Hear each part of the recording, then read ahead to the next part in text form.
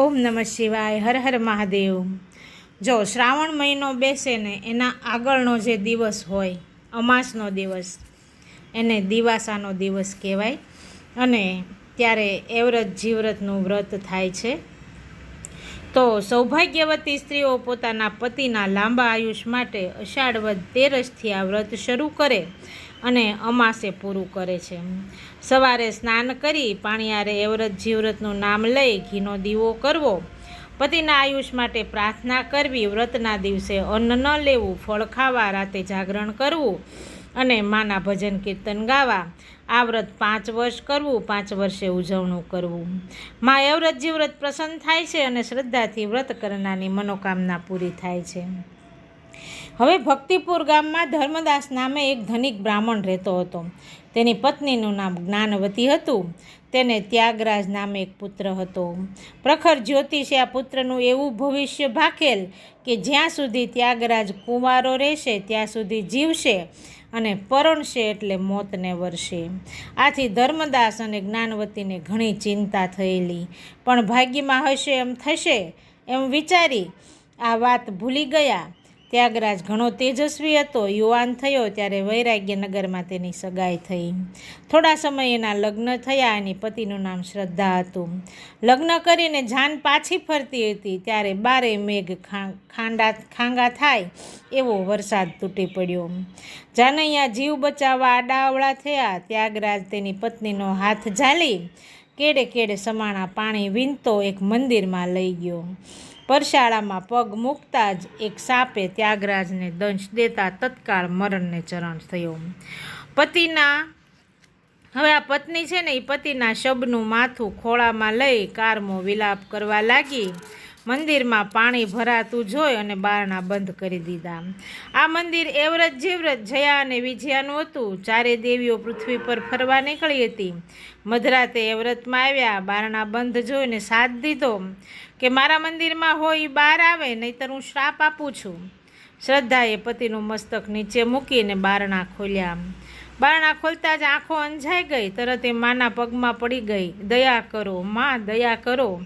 એવ્રતમાં એ મંદિરની અંદર કોઈ પુરુષને સૂતેલો જોયો અને તરત બોલ્યા કે અબળા, હું એવ્રતમાં છું, તું કોણ છો ને આ પુરુષ કોણ છે?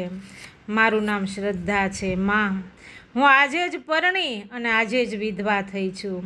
વરસાદથી બચવા અમે આ મંદિરમાં આવ્યા અને પરસાળમાં જ સાપે મારા પતિને દંશ દીધો અને પળમાં પ્રાણ હર્યા છે.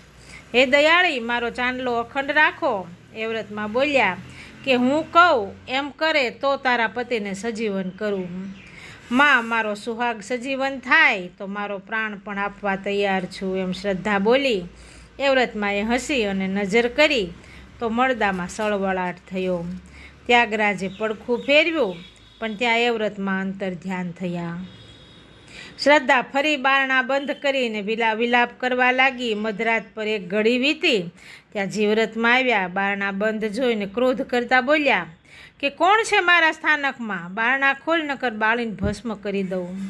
આંસુ સારતી શ્રદ્ધા બારણા ખોલતા જ માના પગમાં ઢળી પડી અને કરુણ કથની સાંભળતા જીવતરમાં બોલ્યા કે મારું કહ્યું કરે તો સુહાગને સજીવન કરું. શ્રદ્ધાએ વચન આપ્યું. ત્યાગરાજ થોડો સળવળીને શાંત થઈ ગયો. જીવતરમાં અદૃશ્ય થઈ ગયા. શ્રદ્ધા દોડીને પતિ પાસે આવી. પતિના શરીરમાં ગરમી આવી પણ હજી જીવ નહોતો આવ્યો. શ્રદ્ધા ફરી વિલાપ કરવા લાગી. રાતના 3જા પહોરે જયામાં આવ્યા. શ્રદ્ધાએ બારણા ખોલ્યા અને રડતા રડતા બધી વાત કરી તો જયામાએ પણ એની પાસેથી વચન લીધું. ત્યાગરાજ જરાક સળવળીને શાંત થઈ ગયો. જયામાં પણ અદૃશ્ય થઈ ગયા. શ્રદ્ધાના રુદનનો અંત ન આવ્યો. 4થા પ્રહરે વિજયામાં આવ્યા. શ્રદ્ધા માને પગે લાગી અને પોતાના પતિને સજીવન કરવા માટે આજીજી કરવા લાગી. ત્યારે વિજયામાએ પ્રથમ વચન લીધું, પછી એના પતિ પર હાથ ફેરવ્યો. થોડી વારમાં ત્યાગરાજ આળસ મરડીને બેઠો થયો. પતિ પત્ની માના ચરણમાં ઢળી પડ્યા. માં થોડી વારે અંતર ધ્યાન થયા. શ્રદ્ધાએ પોતાના પતિને 4 વચનની વાત કરી. ત્યાગરાજે ખુશીથી હા પાડી કે કારણ કે 4 દેવીના પ્રતાપે પોતે સજીવન થયો હતો. સવાર થતાં ભક્તિપુર ગામનો એક ખેડૂત મંદિરે દર્શન કરવા આવ્યો અને એણે ત્યાગરાજને જીવતો જોયો. તરત ગામમાં ગયો, માતા પિતાને વાત કરી કે સર્પદંશથી મૃત્યુ પામેલો ત્યાગરાજ જીવતો છે. આથી ધર્મદાસ અને જ્ઞાનવતી મંદિરે આવ્યા. શ્રદ્ધાએ સાસુ સસરાને બધી વાત કરી.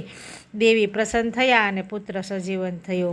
આ જાણી અને માતા પિતાને હર્ષનો પાર ન રહ્યો. વાજતે ગાજતે વહુ દીકરાને ઘેરે લઈ ગયા.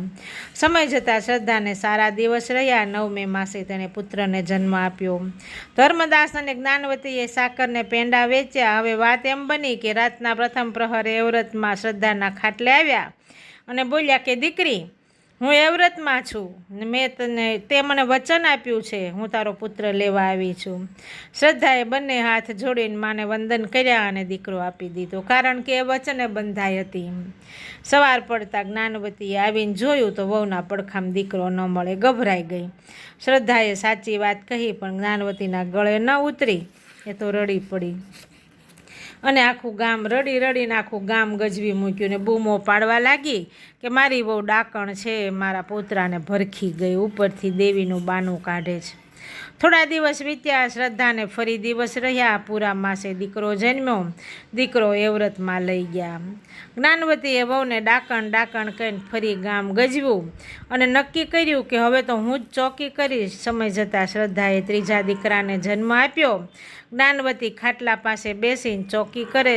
જયામાએ ઘારણ મૂક્યું અને બધા ઊંઘી ગયા. જયામા દીકરાને લઈને અંતર ધ્યાન થયા. સવારે જાગીને જુએ તો દીકરો ન મળે. સાસુ તો સંતાપ કરવા લાગી પણ કંઈ ન વળ્યું. ચોથી વાર જ્ઞાનવતીએ રાજાને ચોકી કરવા બોલાવ્યા. રાજા પણ વાતનો તાગ મેળવવા ઉઘાડી તલવારે ચોકી કરે. ચોથા પ્રહરે વિજયામાં આવ્યા અને એણે પણ બધાને નીંદર આવે એવું ધારણ મૂક્યું અને રાજા ઊંઘી ગયો. માએ શ્રદ્ધા પાસે દીકરો માગ્યો. શ્રદ્ધાએ દીકરો માને સોંપતા વિનંતી કરી કે માં, બોલે બંધાય છું, તેથી ના નથી પાડી શકતી. 4 દીકરા દઈ દીધા પણ સાસુનો ત્રાસ વેઠાતો નથી. આખું ગામ મને ચૂડેલ ને ડાકણ કહે છે. 8મી વેળાએ વારે આવજો હો માં. વિજયાએ દીકરાને લઈને ચાલતા થયા. સવારે જોયું તો દીકરો ન મળે. હવે બધાને ખાતરી થઈ કે બહુ જ ડાકણ છે ને દીકરાને ભરખી જાય છે. 5મી વખતે શ્રદ્ધાએ રૂપાળી દીકરીને જન્મ આપ્યો. સવારે જ્ઞાનવતી જુએ તો દીકરી રમે છે. જ્ઞાનવતીને શાંતિ થઈ. પણ જ્યારે વહુએ ગોરણી જમાડવાની વાત કરીને ત્યારે જ્ઞાનવતીએ મોં મચકોડ્યું. જો આમ જોવો ને તો ત્યારથી જ કહેવત પડીશ કે છોકરીઓને પાણાય ન પડે હો. દીકરી હતી ને એટલે કાંઈ ન થયું. 4 દીકરા વયા ગયા. પણ એવું ન હોય.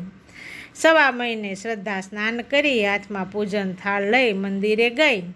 4 માતાનું નામ લઈ 4 દીવા કર્યા. વિનંતી કરી કે હે માતાઓ, મારી લાજ રાખવા ખાતર ગોરણી થઈને મારે ઘેરે આવજો. સાંજે 4 દેવી રૂપ બદલીને જમવા આવી. શ્રદ્ધા ભાવથી પીરસવા લાગી.